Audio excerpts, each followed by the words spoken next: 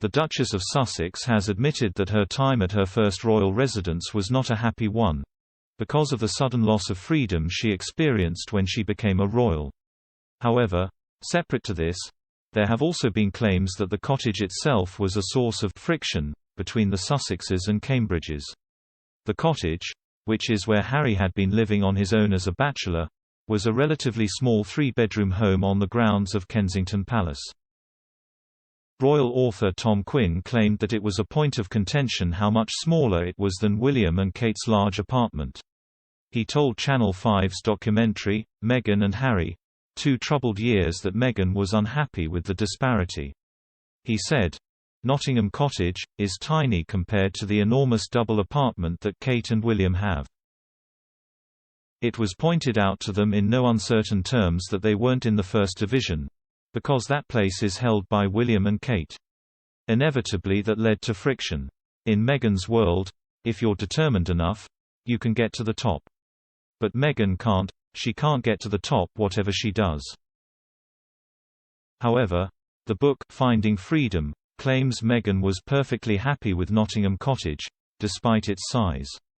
She reportedly felt at home in the «cozy» house. Co-authors Omid Scobie and Carolyn Durand wrote, after she moved into her new home with Harry, the cozy 3-bedroom Nottingham Cottage, the plans for the days ahead were shrouded in secrecy.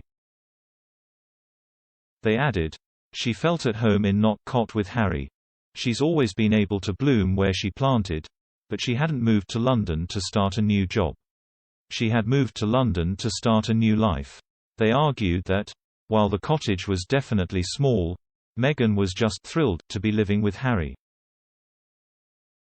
Before moving to Nottingham Cottage full-time, Meghan had left clothes and a few decorative touches there. But now she had to find room for all her belongings. Her natural eye for design helped to dress up the house in her style, but there wasn't really anything she could do about the size. The authors claimed there were parts of the second floor where the drop ceilings were so low that Harry was forced to stoop to avoid hitting his head. What's more, one of the bedrooms was reportedly almost entirely taken up by Meghan's clothes. However, they said, but a little crowding was hardly a problem. After months of long distance, Meghan was thrilled to be sharing a postcode, W84PY, with her partner. This narrative of domestic bliss is a far cry from one where Meghan is kicking up a fuss about the size of their residence. In late 2018, it was announced that Meghan and Harry were leaving London and relocating to Frogmore Cottage in Windsor. They controversially spent £2.4 million of taxpayers' money refurbishing Frogmore, which they later paid back when they stepped down as senior royals.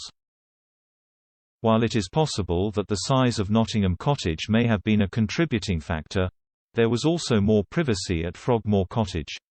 What's more, the escalating feud between William and Harry had led the pair to want to split their household and run separate offices. For this reason, it made sense for the couple to move away from Kensington Palace.